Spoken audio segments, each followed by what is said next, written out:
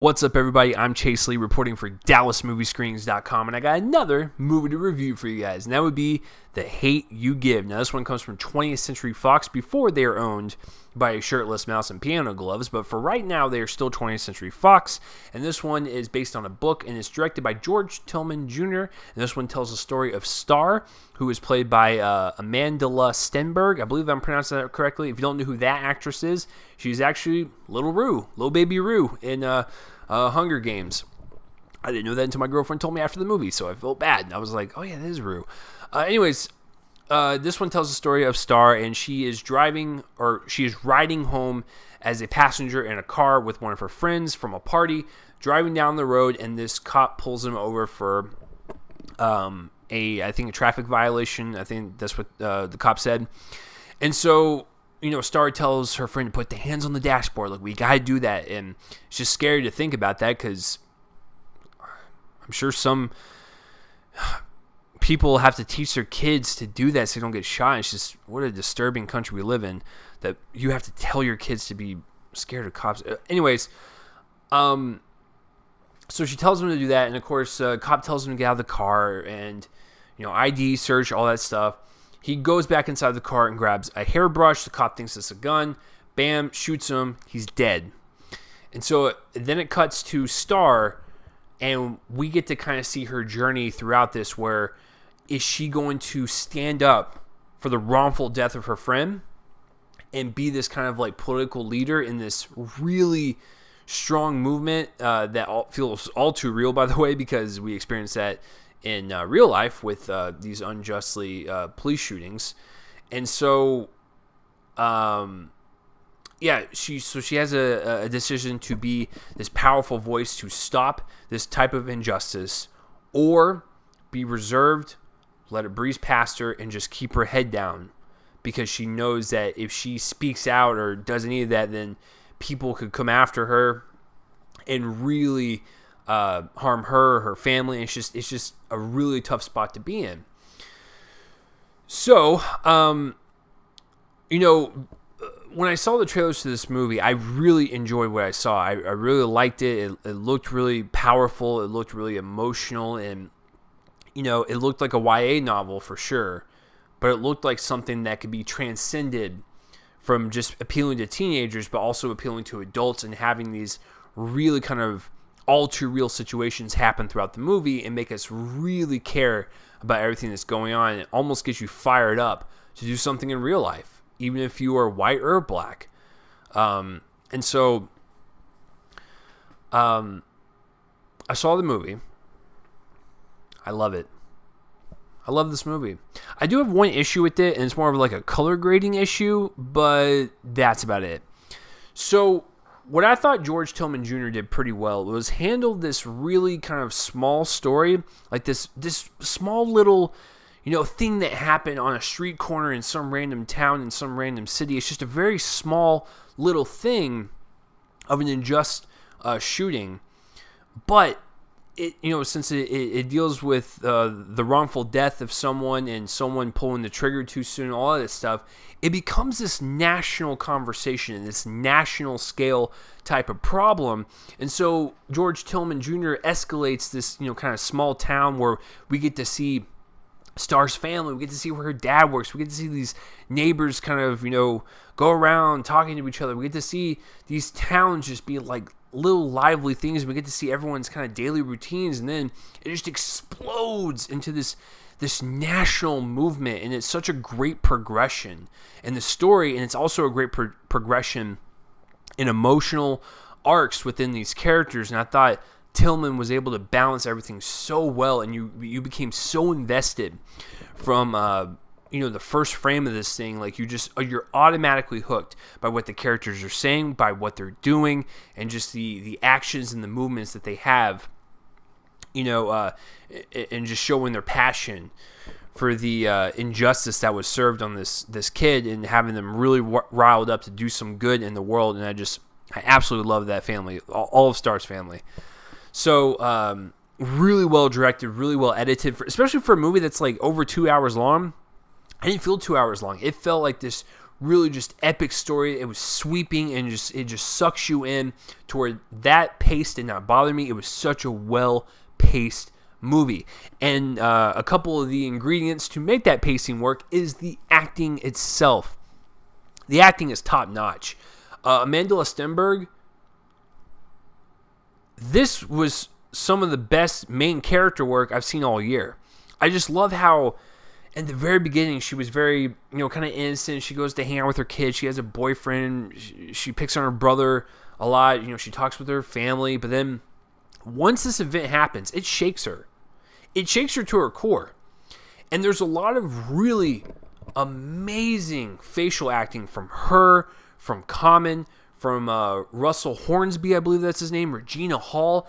There's a lot of pain, distress, anger, and just passion behind these people's eyes and facial movements, to where from where the movie starts and to where the movie ends, you were so invested into their emotional arcs. It kind of just takes you by storm.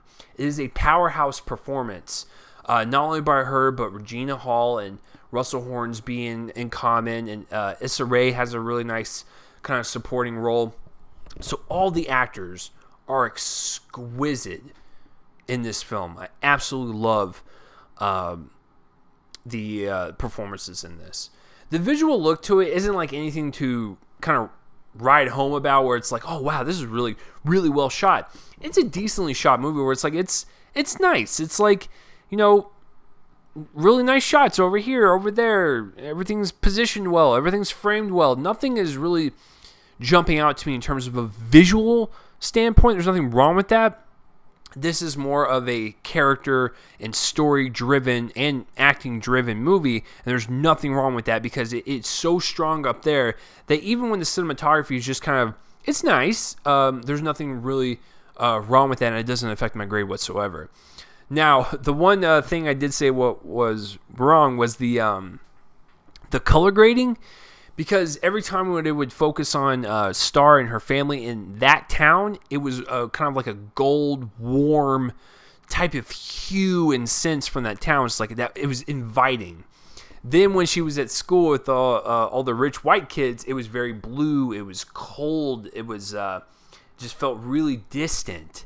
And I get that from a artistic standpoint, where you want to show that most people in that white school don't really understand what it means to be black in this country, and how people view you just on the color of your skin, versus like Starr's town, where like everyone's alive and very just lovable, and just you just want to go hang out with these people. Like, I get the artistic value a tad too much.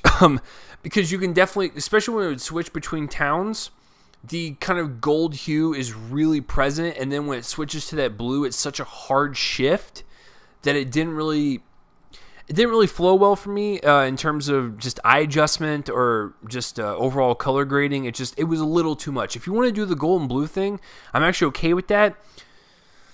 Knock it down just a hair. Just, make it a little less blue, a little less gold, and it probably would have flowed a little bit better with the eyes. But that's honestly my only gripe. It's a fantastic movie that you will immediately love when it's over with, and it's just one of those things to where you want to tell someone, go watch this movie.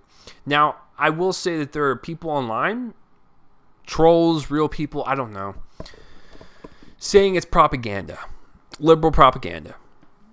I even saw one that said it was funded by George Soros. I didn't realize George Soros was funding movies now. That could be further from the truth. I don't get it. Like, what's so propagandy about it? This movie is a fictional movie, yes, but it highlights problems with police officers and these kind of like racially charged type of shootings and the double standards we have, with like white people and stuff. That's stuff that happens today in real life. So how is that propaganda? What agenda are they pushing? That cops are bad and everyone else is good? that's of color. In the movie, I thought that would be a problem too. But believe it or not, Common plays a police officer. And he has a little speech that kind of explains to us why cops think the way they do. And I was like, that's accurate. It didn't make him seem bad. That's the training he has received. That's what he thinks. And he is a man of color. So I don't, like, they make everyone, kind of have their faults in this movie. Everyone redeems themselves, like, well, for the most part. I don't think the cop redeemed himself. It was just more of a close and shut case. But I don't really tell people this, but I will tell you right now, I work for the police. I do. I can tell you right now, there's bad ones, there's good ones. I can tell you right now, this movie's not propaganda. It's just a really good movie with really strong messages and really strong thematic stuff that we can associate with today. You're supposed to feel empathetic. So if you want to claim and just shout it's propaganda, maybe you don't feel anything. Maybe that's just you. But I felt something. I felt Starr's pain. I felt her suffering. I felt her wanting to change. And me, as a white man, I will never understand. I will never understand racially charged instances in this country. I never will. Because I'm very well aware that I have white privilege. But what I can understand is I can feel empathy towards these people. Because I think it's wrong that people can just get shot at a moment's notice like that without the cop fully examining what's in their hand. I realize that you have to make quick decisions, but make smarter decisions. And I know there's going to be a lot of people down below that's going to want to yell at me. That's fine.